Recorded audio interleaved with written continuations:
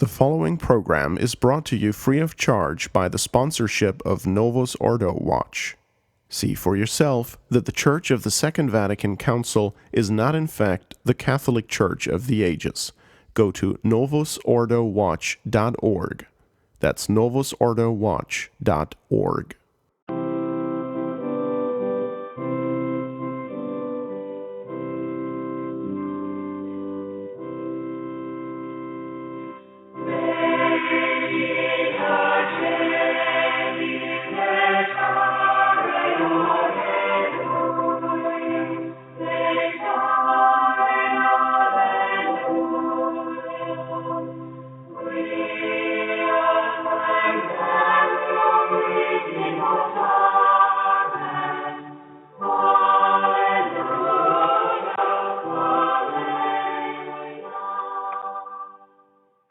Welcome, ladies and gentlemen, to Trad Controversies, Episode 7 on the Restoration Radio Network. I'm your host, James Trepper, and on this episode, I have the privilege to be joined by His Excellency Bishop Dolan and Father Cekada from St. Gertrude the Great Church in Westchester, Ohio. Your Excellency, Father, thank you for joining me this evening. Your Excellency, would you like to lead us in a prayer? This is the Church's prayer for the Feast of St. Pius V, since we'll be speaking on the topic of the Society of St. Pius V. O God, who didst vouchsafe to choose Blessed Pius V for the crushing of the enemies of thy Church and the restoration of divine worship, make us to be defended by his watchful care, and so to adhere to thy service, that all the controversies of our enemies being overcome, we may rejoice in everlasting peace through Christ our Lord. Amen. Pope St. Pius V, pray for us. And on this episode, we're going to be discussing, I wouldn't say a very recent controversy, but I would say a very pertinent controversy here still in our day, and that is the Society of Pius V and their position on the tuck line and many other state of Acontis clergy that are just even loosely associated with the tuck line. So, Father, Your Excellency, maybe we'll start with you. Why do you think this controversy is still important to talk about today? Well, as you mentioned, James, this is a well-known traditionalist controversy which has gone on. The fire has never been extinguished for about 3 decades. And, of course, it hits the faithful because the Society of St. Pius V publicly refuses to give the sacraments to those who attend so many other traditional chapels or groups, those affiliated with myself, with Bishop Sanborn, with other former Pius V priests, with the Mount St. Michael Fathers, and so forth. And in practical terms, treats them as non-Catholics. For example, they wouldn't be eligible to stand as sponsors. So while it's a small group, and we want to emphasize that, nevertheless, it's a big problem when it hits you in your own backyard. Father, I guess this being a 30-year-old controversy, we could almost say it's antique or historical at this point. But Father, why do you think it's important to talk about this controversy? Well, first of all, for the different issues that Bishop Dolan listed. And it is something that has caused a lot of personal pain for people, division in families, broken up potential marriages, and it just unnecessarily has caused an awful lot of bitterness, I think. The priests of the Pius V Society published different rules and continue to publish them in their bulletins about how people who go to the prescribed chapels cannot receive Holy Communion, will be refused the sacraments. They've, for instance, refused people from our chapel to be sponsors for baptism for relatives in their chapel, and then vice versa as well. So there's this background. The important issue, though, I think, is to step back from it a little bit and try first to understand the real origins of the controversy. You know, the common impression that people have is that the difficulties between the Pius V Society, Bishop Dolan and myself, and then Bishop Sanborn, and a whole load of former members of the Fifth Society had to do something with Archbishop Pierre Martin Nodin-Tuck, from whom Bishop Dolan and Bishop Sanborn derived their orders. But this was not the original reason for SSPV's policy of the refusal of communion. Rather, it was an issue that the group actually tacked on a bit later. So what I think will be good and very healthy to do will be to step back, put it in a historical perspective, and try to look at the real origins of their policies, what they developed from. And Father, I think this is really important as someone that's attended Society of Pius V Chapel quite regularly in the past. You know, that was the impression that the whole reason why these other clergy, you couldn't go to them, was the Tuck line. And then when I started actually looking into the issue of the consecrations of Archbishop Tuck, and I brought all this evidence in opposition to what they were telling me, I couldn't understand why they weren't, in my opinion, being completely honest and open about it. And I'd never heard about any other controversy initiating this conflict. So this is new and relevant information for myself and many of my family members who are still in the society. But just for an example, I have a bulletin here from Father Skirke's church, Immaculate Heart of Mary Catholic Church in Montana. And here, and you can find in the back, it says, anyone who hears the teachings of Leonard Feeney and the St. Benedict Center, or who worships at religious services conducted by any of the Tuck bishops and clergy in concert with them, must not receive Holy Communion at Immaculate Heart of Mary Church. And one interesting thing I noted from this is it says worships at religious services. It doesn't even give you guys credits of saying a valid Mass. Yes. So well, the notice that you've read from is a reflection of their general policy, and there are variants on that notice in the bulletins of different Pius V Society chapels. The local chapel has here in Cincinnati has one version of that, and I've heard of the same announcements to the same effect in other chapels as well. So it's something that's fairly universal within their organization.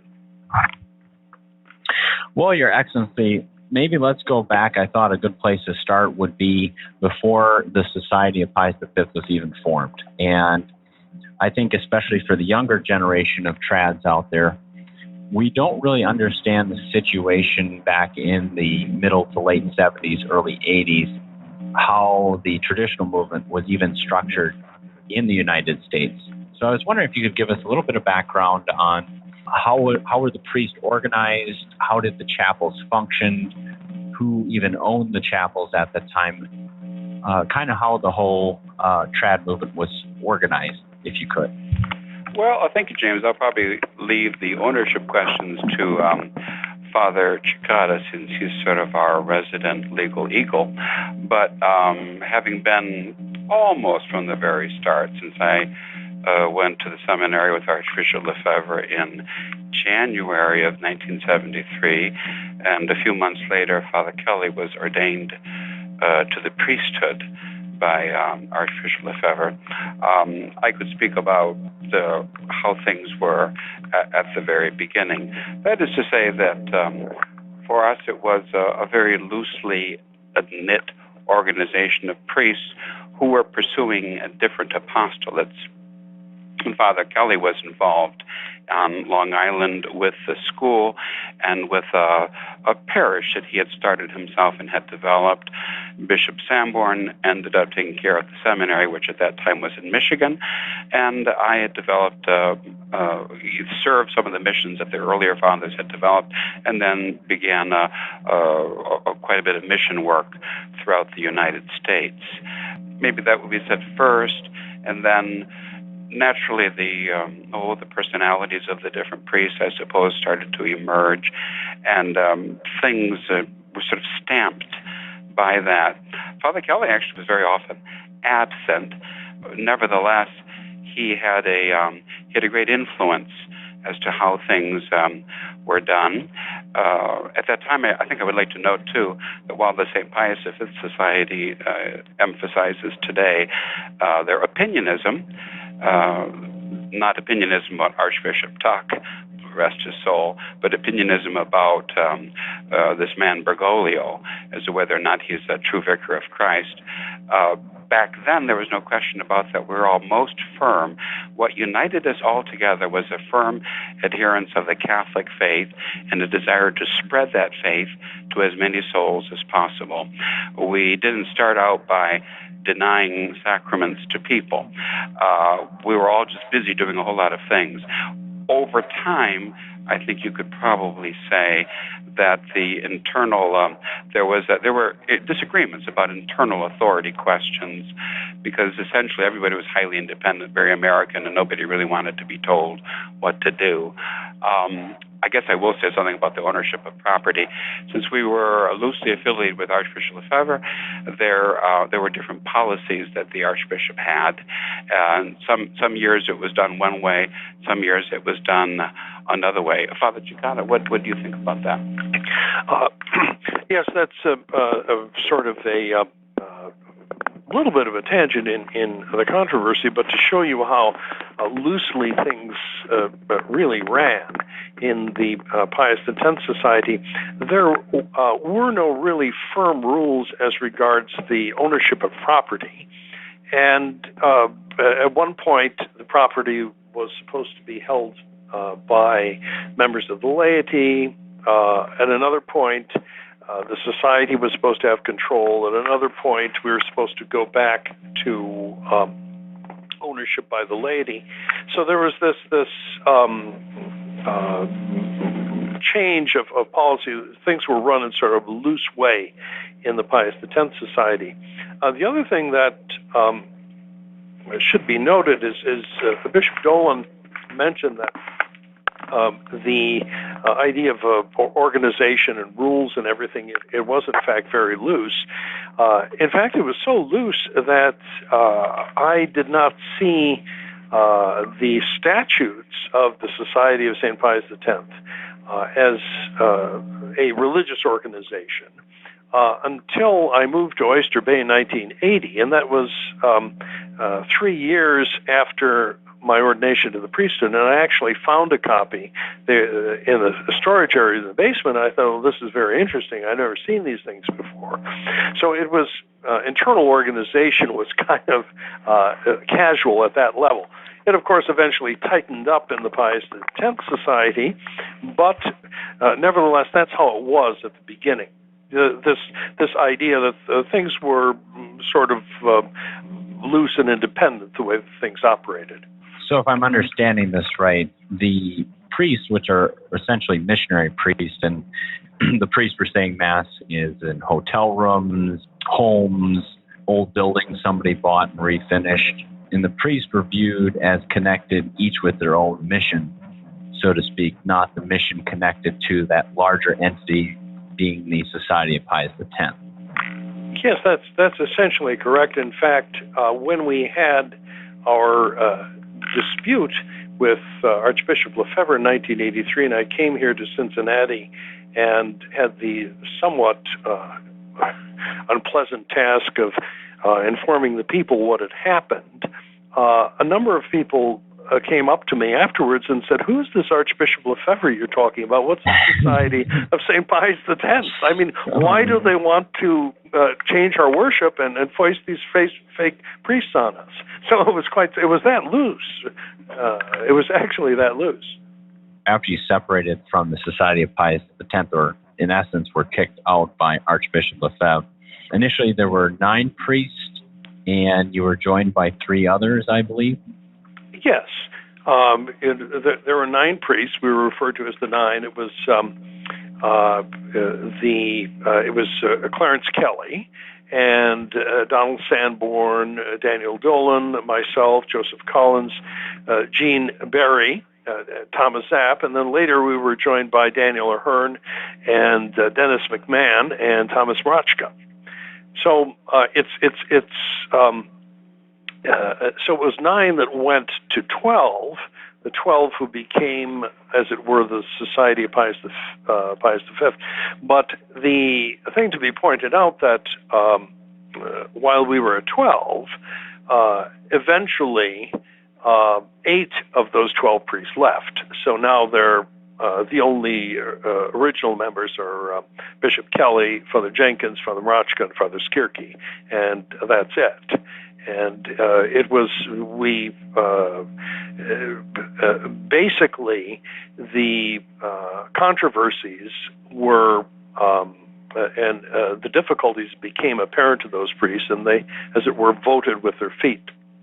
And today, if I understand correctly, it's Bishop Kelly would still be a member of the Society of Pius V, but in actuality, he started a new society or new organization called the Congregation of St. Pius V. Is that not correct? Yes, that's right. And this actually is a completely separate organization that's under his control. And it's tightly controlled, and it is the organization to which the younger priests, whom he or Bishop Sante ordains, belong. So perhaps it would be good to backtrack a little bit and talk about about Father Kelly himself and how he sort of put his stamp on what we were doing, in effect, both in the Pius X Society and eventually in the Pius V Society. Your Excellency, would you care to comment on that? Yeah, I remember an old saying that Father Kelly used to use, which gives an insight into his personality. And remember, just to understand church history, our church history, personality is everything. He used to say, love many, trust few, paddle your own canoe. He pretty much did that. He was a quiet man. He was often gone. You didn't see him too much, but he had everything firmly under control, and he not only the control of money, but also the control of people. And almost from the very beginning began with a way of controlling people and priests by using guilt and fear and division. These are things that we only realize much, much later. He had a way of speaking with, because he was an older man, he had been in the Air Force and a kind of member of one of those secret offices in the Air Force, so secret that they didn't even acknowledge that it existed until not that many years ago. And we always suspected perhaps he had some training in mind control. He certainly was an expert at it. You saw it later on in the way in which he conducted retreats for young ladies and convinced them all that they had a vocation to the religious state, and if they didn't join the convent, that they would lose their souls. You see it as well in the way in which, although he didn't really know any theology and he didn't know any Latin, nevertheless, he set himself up as a great expert on many theological and canonical points, and we sort of innocently believed that he was telling us the truth. It was only much, much later that we realized that he was just buffaloing us. And the very best he could do, and what you see in some of the controversial writings that he has published over the years, is what we call theology or canon law by index. You would look up something in the index of an English language book, and then interpret it and twist it his own way. Those are some of the ways in which he was able to begin to set us up for these bitter divisions, and I stress that if I mention these things today, manipulation of consciences, mind control, that sort of thing, it's only as a way to help everybody to understand how did we get into this terrible fix. So, let's say we were shocked when we discovered that what he told us about Archbishop Duck, about some sacramental and canonical principles, that was entirely false. But he had a very convincing, authoritative way of speaking. Even amongst ourselves as the priests, he had a way of putting one priest at enmity with another. In other words, there's a lot of playing of politics in this small group. We always disagreed. No one wanted to be told what to do in our little group. And we always disagreed as to who was going to do what when. And in theory, we agreed, however, that no major steps were to be undertaken without the consent of all priests, young and old. But actually, Father Kelly just went right ahead and started his own agenda. What sets us up for the division, why the priests started leaving the Fifth Society in 1989, is the question of the founding of nuns, these daughters of Mary. The first thing that Father Kelly did was to take a huge amount of money on his own without consultation and to purchase sort of a rundown camp in the Catskills and set that up as the novitiate for these nuns, to say buying the property, setting up the order without any real consultation of any of us, just when we needed every penny we could scrape up in order to continue our defense of the people and the properties throughout the country who were still being sued by Archbishop Lefebvre, who at that time was in very serious discussions with, of all people, Ratzinger, about coming back to the conciliar church. But there was no discussion, there was no vote. He simply did it and then established these nuns, and as I say, used highly doubtful means to get so many young ladies into the novitiate. Well, Father Cekada, how am I doing? Can you add anything? Pretty good. Saying this so many years later sounds a little like, well, one is taking cheap shots, etc. But I mean, if we want to understand the real origins of the dispute that we see later and the divisions that we see later, this is what the sort of thing that we have to trace, that it was very much affected by his personality, his way of running things, his way of controlling things, and we definitely did look up to him and respect him because he was older, and he did have a convincing way of speaking. But eventually we found out that it was a question of, I guess, the man behind the curtain in The Wizard of Oz.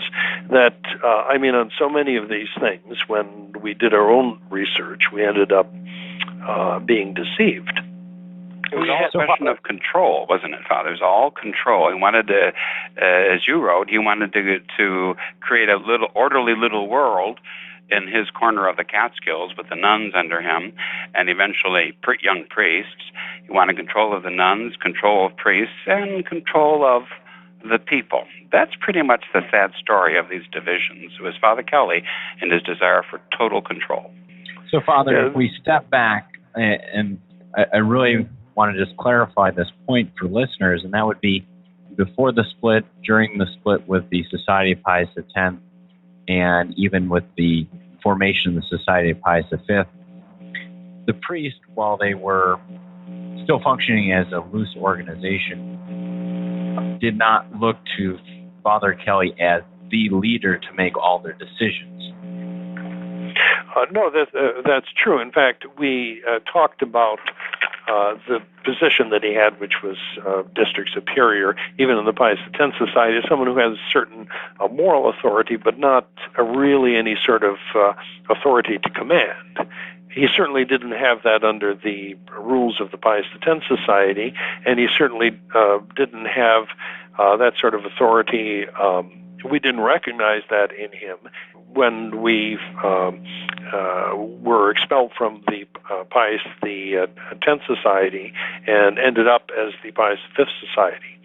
So it was it was more or less an honorary type of position because he was the oldest, and we did look to him for certain things. But it was not in the his function was not in the nature of a real superior.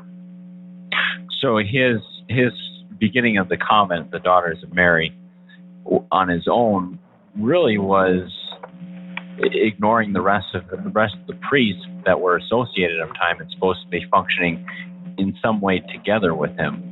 Yes, and see, that was a real problem, James, because these were impressionable young ladies who would be entirely and unquestioningly obedient directly to him and only to him. When they were put out into parishes, there would be problems. Even Father Jenkins here in Cincinnati, who is our bitter enemies, can't get along with the nuns, and the nuns were all withdrawn because he would not submit to the nuns. So it was actually a terrible malformation of what could have been a good religious society of sisters. It could have done some good for the church. I think I can speak to this issue because at the beginning I was the confessor, and I would travel up on a regular basis to hear the nuns' confessions and to give the sisters spiritual classes and conferences. Almost from the start, I noticed this incredible and ridiculous, sort of a contrast. On the one hand, a great pride. I would preach to them about humility, and we're nothing at all, and we should just try to do a little bit of good for our Lord, and we're not a real religious order or anything like that. We don't have public vows. And he would then he would come and he would speak to the sisters after me to correct the conferences that I had given, to say no, that they were the best. These nuns were the best things since sliced bread.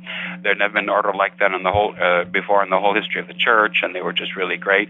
But that was accompanied by, this was the contrast, I saw a brutal destruction of the sisters' personalities, not a spiritual formation in the virtues, which you expect with sisters, but really a brutal destruction of them, so that, as in a cult, their identity is only, and their self-worth is only as being a member of the group. So that's going on.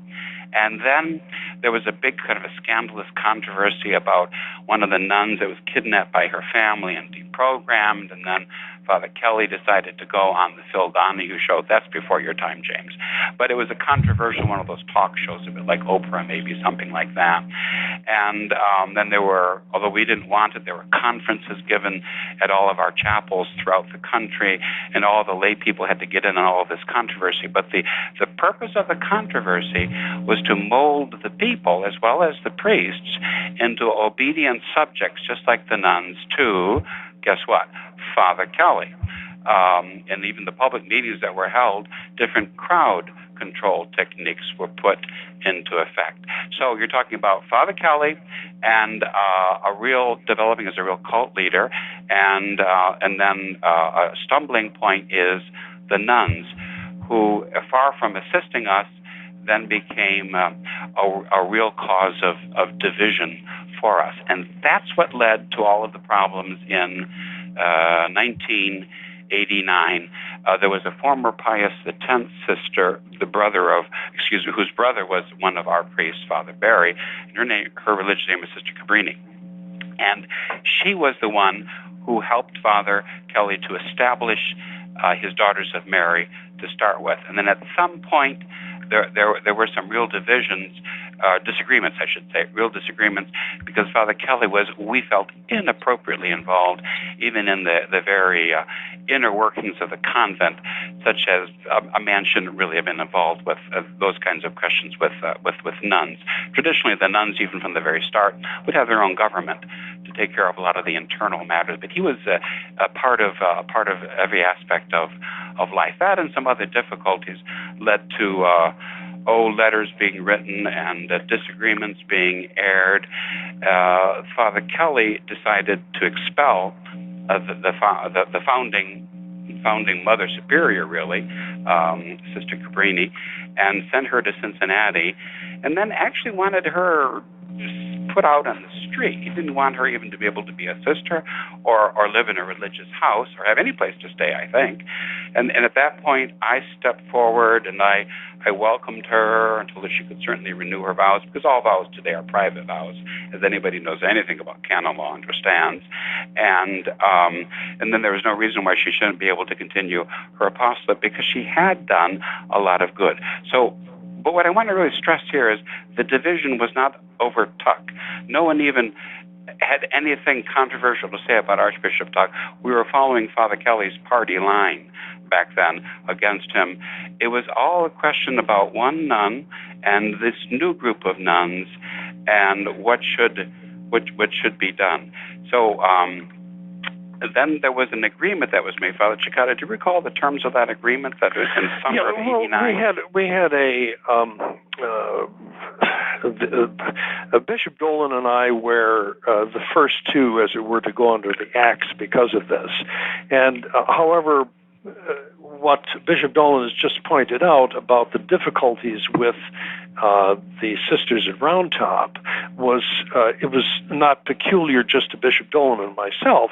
Some of the other priests who actually worked with the nuns noticed this as well. And in fact, Father Joseph Collins and Father Daniel Ahern also joined with me around this time, 1989, in signing a letter pointing out just some of the things that we pointed out tonight. So something. So we had something on the record that, we were stuck with this convent of nuns. We had no say-so over it. In effect, it was something that Father Kelly was running himself against the rest of us. And that's how he set it up. And also, I pointed out they worked for at least 2 years for me in the parish on Long Island, and I thought that they were lazy. For all of this carrying on about the religious life, it was difficult to get them to do stuff, and Father Kelly would back them up all the time. So this was part of the factor, and then on top of it, to have this controversy over the expulsion of the sister and to treat her so cruelly, that was the cherry on top, really, of what went on. So when this came to a head in July of 1989, we had a priest meeting out here, and out here in Cincinnati, and Father Kelly made all sorts of charges about how by receiving this sister Cabrini, receiving her vows, it was sacrilegious because she had public vows and the daughters of Mary. All of that is canonical nonsense. It's all made up. But, I suppose sounds very convincing. In any event, there's no way to resolve this situation because we were not going to back down. So we agreed to resign from the organization and then resign from the different corporations. We had a signed agreement with the Pius V Society, and part of the deal also was that they would not found a rival mass center in Cincinnati. That since Father William Jenkins was here as principal of St. Gertrude's School, we would continue to work with him at the school, providing, I guess, confessors and the other stuff. The school would continue to work up at the church, etc., and that we basically would try to get along. Maybe before we get into the agreement in the summer of 1988, I'd like to step back just and give a little more detail on the founding of the sisters and just clarify, when Father Kelly founded the sisters, he did it in conjunction with Sister Cabrini. Then she would have been a co-foundress of she was. Okay. She was indeed the co-foundress, absolutely, because she was the one who had made a novitiate under the Pius X Society, and she was the one who trained the first novices for Father Kelly. And then when Father Kelly did this with Sister Cabrini, what input did the other priest have in agreeing that this was a good idea, in putting the the rules for the order together, how it was going to function, how much influence or how much did Father Kelly go to the other priest in order to get their opinion on that? He did not. In fact, very often in my experience over the years, and it's really a sad thing too if you think about it. But very often in the foundation of these so-called orders or congregations or groups of sisters, you have what I think of as a kind of a bait and switch idea that it's promoted to the clergy as this would be just really great. These sisters are going to be so devoted, and they're going to help you do this, that, and the other thing. But when it comes down to actually finishing the book of the rules, as were the constitutions, and actually determining the lifestyle of the sisters, it ends up being, instead of the sisters being the servants of all and those who will assist the fathers, the priests are meant to serve the sisters, provide them with money and with a location, and obey their orders because they're directly under, in this case, directly under Father Kelly, and are not to be countermanded. So to answer your question, no, the priests did not have any input at all. There was a little bit of carrying on, as there always was with Father Kelly, to bluff people, but the reality of it was something quite different. Sadly, as I say, he was not the last one to do something like that. But I think that the burden of it was increasingly felt by the fathers. But you see, what made it difficult, and to understand anything about these things, James, is you always have to understand it's not a question so much of letters or dates or facts, but it's always a question of the personalities involved. So the fact that Sister Cabrini, whilst a very devoted woman, was at the same time somewhat on the intense side and maybe a little bit controversial and stubborn in her own way, and then she got herself embittered against Father Kelly, and it was total warfare. She wanted the battle to the very death. We, after this split and division, were hopeful that things would just kind of quiet down, as Father Cekada just has explained, and that we could maybe even in some sense still work together, but she wasn't having any of it, and actually they weren't having any of it either. And what always happens, and that's the reason we've got all these refugees trekking through Slovenia today, is that the innocent civilians get caught in the middle of the battle lines. And that's what happened to the people back then. And they didn't understand. They just know which priest they liked or what priest they had a grudge against. And then they would make their decision as to who to follow, or maybe what chapel was closer to their home, what mass. Those are the sad things that always happen. Nobody really seems to consider the good of the faithful, and it's a tragedy because at this point in this controversy, there weren't any questions of the faith. There weren't any questions of morals. It was just a way of dealing with the strong personalities and some desires for control and the rest of it. And it could have been handled in a peaceful way, but it was not. And so then this kind of a thing sets you up then, I think, for the next chapter, which would be the arrival of the Tuck controversy. But what I want to stress, though, it was all about nuns. It was nothing about Archbishop Tuck at the start. Yes, I remember very clearly that after I resigned from all the corporations and left Oyster Bay, came out here virtually immediately, Father Jenkins called a big parish meeting, and all sorts of emotional speeches were made, and so on, and immediately announced the formation of a rival chapel. And the idea of what the people were told is that, well, at St. Gertrude, the Bishop Dolan and I were guilty of sacrilege. Because we had received this nun, and she already had vows in this wonderful organization, canonical organization, the Daughters of Mary. It was sacrilegious to receive her, and therefore people should not come to our masses, because in so doing, they would be cooperating in our sacrilege. Which, of course, is anyone who knows anything about moral theology knows that's nonsense, that it's not, censures and all this other stuff don't sort of jump down the communion rail. But that was the line that they were fed. Nothing to do with Tuck. Nothing to do with CMRI, zero. It was all the nuns. And people have to be clear on that. Before analyzing, I do want to look at that agreement between you, Your Excellency, and the Society of Pius V. Before doing that, I'd like to remind listeners that you are listening to Trad Controversies on the Restoration Radio Network. I'm your host, James Schroepfer, and today I am joined by His Excellency Bishop Dolan and Father Cekada of St. Gertrude the Great Church in West Chester, Ohio. We've been discussing on this episode the beginnings of the Society of Pius V and leading up to the break a lot of the priests had with the society. We would like to remind you that Trad Controversies is a production of the Restoration Radio Network. All rights are reserved, and any duplication without explicit written permission is forbidden.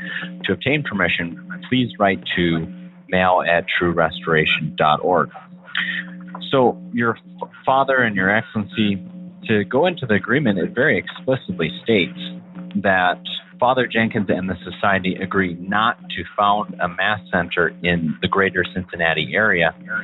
And right at the same bottom of the page, it is signed by Father Jenkins on July 8th, 1989. And so from what you're saying is Father Jenkins signed this agreement and essentially within a month set up a rival Mass Center? Yes, by the middle of August of the following month. What do you remember, Father? What's the deal with the Donald Duck? No, that was another controversy. Oh, that was another controversy. Oh, okay. Because at some point, Father Jenkins had signed a document that we were after him to sign. He finally signed a Donald Duck. But I guess that's another story. But so yes, as one I had almost forgotten this because immediately he broke the agreement and founded his own chapel because the idea was that I had to be crushed because I had opposed Father Jenkins and Father Kelly, and anything would do as to stick with which to beat me, and they've used many a stick over the years, I have to say. The funny thing is, and what I want people to try to remember though, it was all about the nuns, and Father Jenkins got his just punishment because he was unable to get along with the nuns himself, and they were all suddenly withdrawn from the school, and he had to scramble one school year to come up with lay teachers. And to this day, although they're united against us, Bishop Sante will not confirm. Imagine holding back the sacrament of confirmation. He won't confirm. Father Jenkins sends his confirmation candidates over to St. Pius X to these sacrilegious antichrist soldiers of Bergoglio, but he won't have anything to do with us, but he's still under punishment because he dared to go against the nuns at some point. And isn't that sad that priests and faithful should be divided on such an essentially really secondary and silly point? But that sets the tone pretty much for this whole and particular traditional controversy. Well, it sounds like the sacraments are being used as leverage to coerce the laity. So Sister Cabrini came to you, she made her profession of vows, and in the agreement it states that you would not, or Sister Cabrini would refrain from basically speaking against Round Top and recruiting from the Daughters of Mary. So was she, when she left, did she try and bring over some of the Daughters of Mary out of that organization? No, what she did was she aggressively went after anybody and everybody possible to draw them in without any sense of charity or discretion, to draw them into the nitty-gritty of this controversy. She would have copies of her letters to Father Cowley, and I remember she set them on the swings once in a playground. It was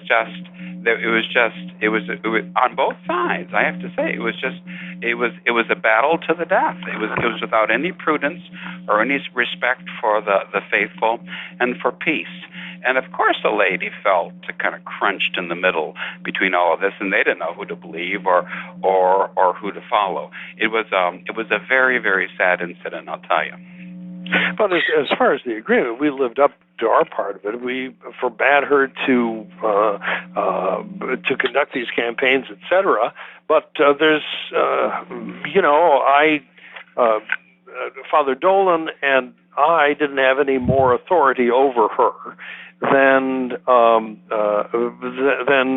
Father Kelly had over her, because none of this comes from ultimately from the hierarchy of the church.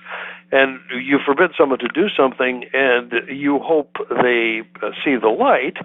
But it's just one of those things. We did our part. Mm-hmm. So, Father, you wrote a letter on October 18th, 1989. So this would have been a couple months after the agreement was signed to, it sounds like, a former parishioner. And you detailed the problems you had with the sisters, but also how the priests were coerced, more or less, it sounds like, into starting the Sisters of Mary or funding the organization. And I was wondering if you could give us a little bit of details on that.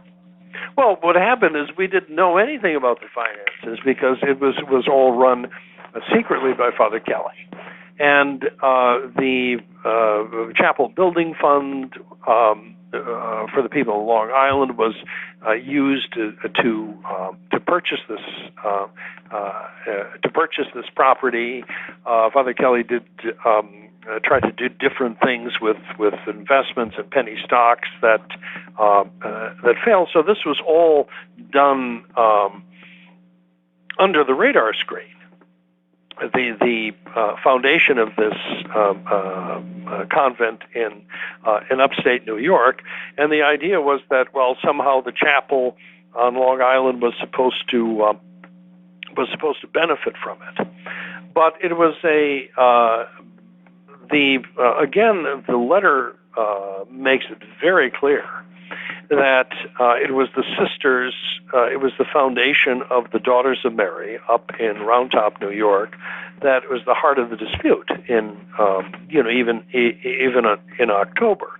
And I was pastor of St. Pius V Chapel on Long Island at that point, and eventually I found out about the, how the building fund disappeared and was used to run the convent, and I could not get straight answers. I couldn't get any documentation for it, and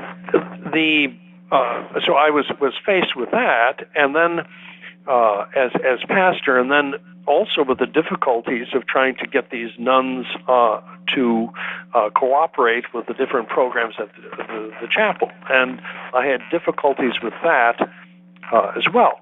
So it was it turned out to be, first of all, we were opposed to the foundation of it in '84, and then by '89, everything absolutely had gone south, and I was convinced that it was in fact a total boondoggle, and it was something that we should not have gotten involved in. And it was this boondoggle then that was being used to hit Father Dolan and myself over the head.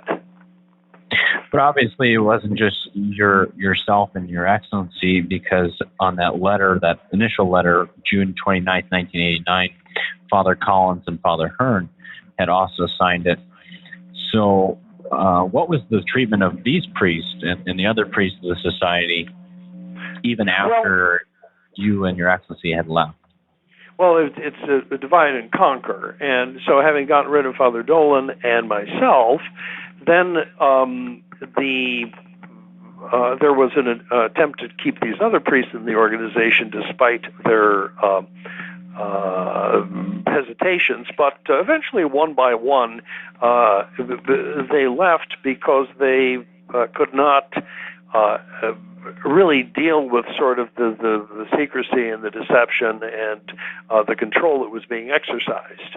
So, and it was over the period of a couple of years, there were, as I pointed out, 8 priests. 8 out of 12 eventually left. So to lead into, because up to this point, up to 1989, we still don't have, or there's no mention in any of these letters of the Tuck line being of any issue. And Now, it's my understanding at some point in the 80s, the Society of Pius V had looked at the tuck line. I believe your article, Two Bishops in Every Garage, was written in the early 80s. Sure. But you had been doing subsequent research in the 80s about the tuck line and the issue of the validity of the tuck line. Where were you in 1989 on that issue as a group, as a whole? Well, to back up just a little bit, the Two Bishops article I wrote in 1980, or no, maybe a little bit later than that, maybe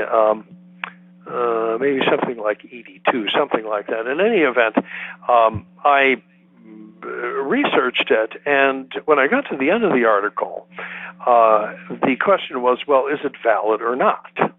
And I could not arrive at an answer to that question on the basis of my research, but I remember being in my office at Oyster Bay and Father Kelly pressing me to say, well, you have to say it's invalid, after all of this.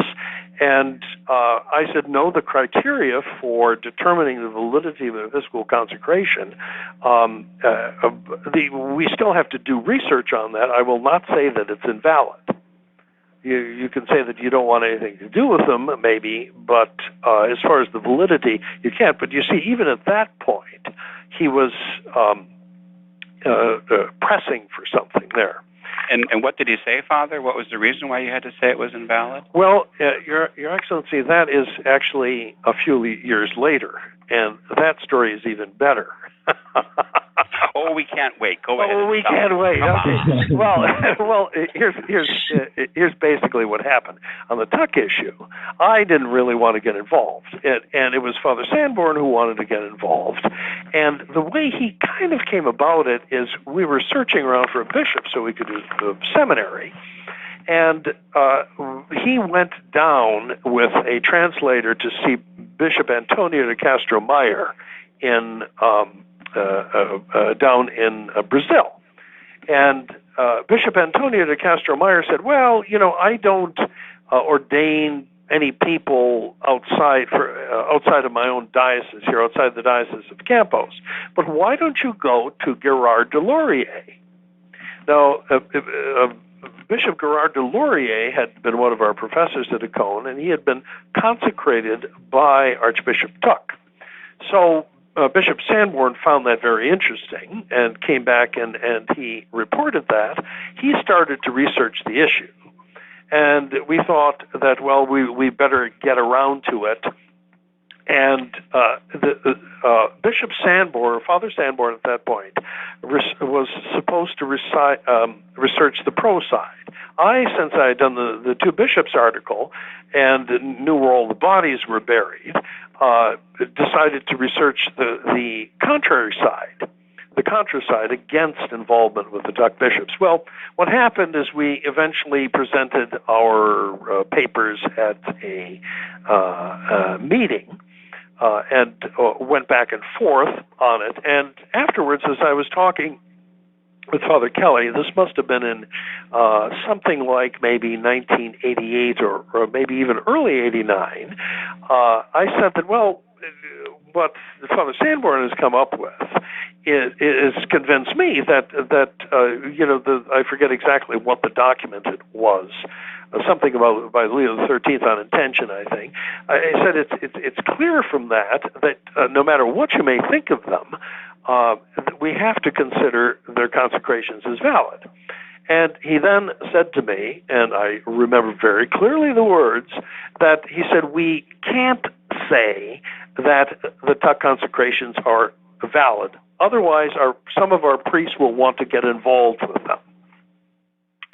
So at that point, it was like the sky opening up, and it allowed me to figure out what was going on, that I was really being manipulated on this one.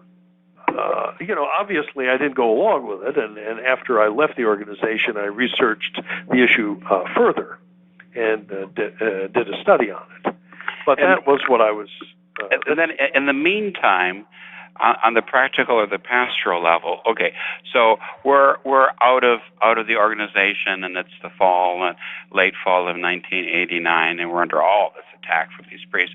But at the same time, I'm feeling pretty good about life, because I'm thinking to myself, what a feeling of relief. I'm not involved in Father Kelly's ministry of condemnation anymore. Everybody and everything's got to be condemned and denied and all the rest of it. And we're discovering these theological truths. Well, what happened next, James, is that some of the old Mount St. Michael people, faithful of theirs for many years, came down to midnight mass from Columbus. And I remember thinking to myself, I'm not going to deny them Holy Communion. I knew they were. I'm not going to deny them Holy Communion. They're Catholics too. I'm just not going to do it, because I'm not in this denial and condemnatory mode anymore. I'm free just to be a Catholic priest and just follow moral theology, canon law. That's enough for me. And they got a hold of that sooner or later, eventually, and that's what led to the controversy that perdures to this day, and which has buried the nun story in its wake, because it ended up such a big one. But it was the idea of taking care of people who were just innocent traditional Catholics who happened to end up with a different group. Sure, a little controversy about them out. God knows they've had their past troubles, but they're good Catholic folk, and why should we have to deny them the sacraments? Well, Your Excellency, it sounds like you had quite a feeling of freedom there. Maybe you dumped your canoe for a sailboat. And indeed I did. I was. That's a good one, James. That's pretty good. And as a matter of fact, this initial split-up meeting that we had in July took place on the 4th of July. And it was in the best American spirit of independence. But it wasn't for a while till I kind of was able to, hoist my sail, as it were, and kind of catch the wind of the Holy Ghost, who breatheth where He will. And so, subsequently, because when we talk about a time frame, this exploded in 1989, and practically by 1993, I believe, is when Bishop Sanborn left, or Father Sanborn at the time. So in the course of 3.5 years, essentially the Society of Pius V practically dissolved. Yes, it did. And I remember Father Sanborn saying how more and more just dawned on him he had to get out, and feeling pressured to get out by Father Kelly, because Father Sanborn was always a man of very well-spoken and a very great theological acumen. And he was another natural authority figure. And Father Kelly saw him as a potential foe and opposition, and he had to be gotten rid of, and he was. Well, Father, Your Excellency, as we close out this show, we've covered kind of the beginning and leading up to 1989 with the Society of Pius V. And I want to thank both of you for coming on and spending time with us. Is there anything you'd like to add in summary of what we've covered up to this point? Well, I would like to only to say a word that the good of souls has to always be considered. And if we are talking about these things today, and even, we're human beings with a certain amount of relish, at times in a little warmth, it's, as one remembers the past, it's only to allow a new generation of young Catholics such as yourself and others who scratch their heads and say, wait a minute, why is there still this controversy? Why can't I stand as a baptismal sponsor? Why am I going to be interrogated at the communion rail? If we understand our past, then we have some idea about understanding our present.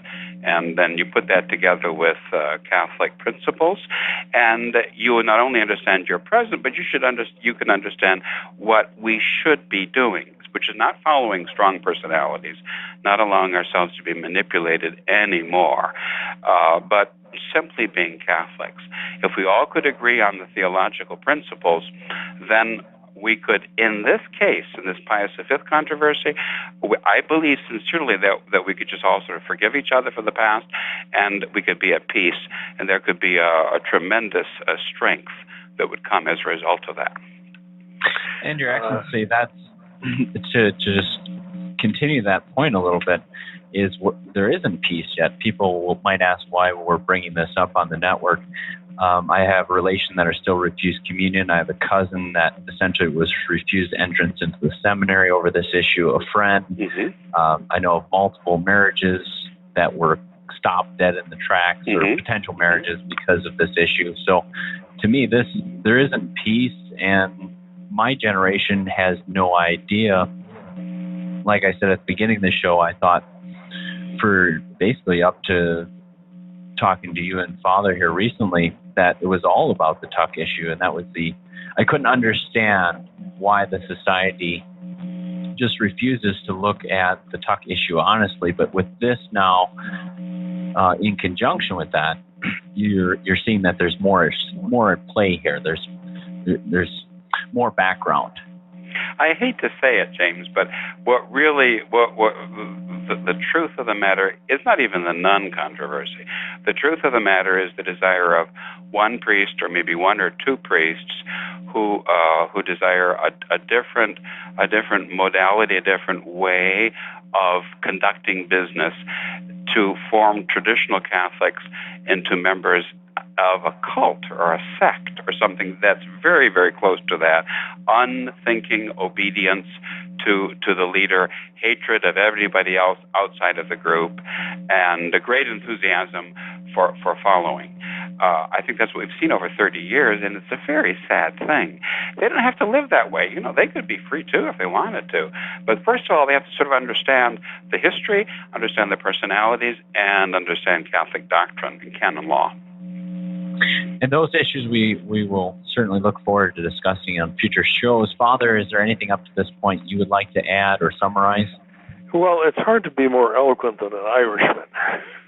But Bishop Dolan has indeed summarized it very well, and that one should certainly look at the history of this in a realistic way, and then also step back and say that the division that has been constructed as an artificial one, that there was absolutely no need for in terms of Catholic teaching, Catholic theology, Catholic moral principles, and to decide to put those the objections that are based on false principles, to just put them aside, not take them seriously, and start to treat the rest of the world as the people who are victimized by these things as Catholics, and that is the point. Well, Father, Your Excellency, I look forward to next time maybe continue on a historical perspective from this 1989, looking at what's happened between now to date, and then perhaps in the next show going into theological arguments that are contested. If there's nothing else to add, I'd like to thank you once again for your time and joining us tonight, and I look forward to talking to you again as we continue this series next month. Well, you're very welcome. We look forward to that. Thank you. Thank you, and God bless you all. Thank you. Bye. If you have any questions for our guest, either His Excellency Bishop Dolan or Father Cekada, or feedback on this episode, we'd love to hear from you.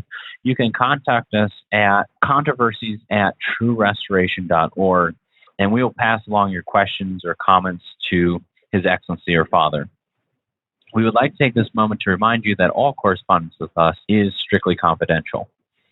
All of us here at the Restoration Radio Network would ask, if you found this show to be informative, helpful, or in any way beneficial to you and your faith, that you please consider sending a note of thanks to the clergy who help make our network worthwhile. Remember that above and beyond material contributions, the most important donation you can make to our work here is prayer. Please think of offering a Mass, a Rosary, or even a simple Ave for our work the next time you pray. For the Restoration, I am James Schrupfer. May God bless you.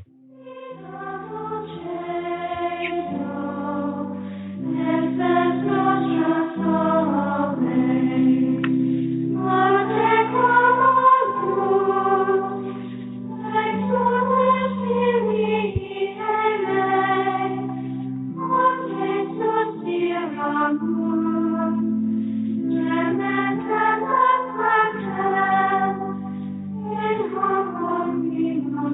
you.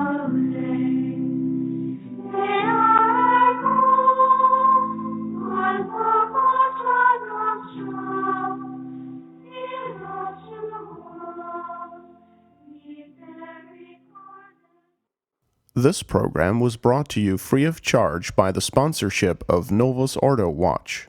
See for yourself that the Church of the Second Vatican Council is not in fact the Catholic Church of the ages. Go to novusordowatch.org. That's novusordowatch.org.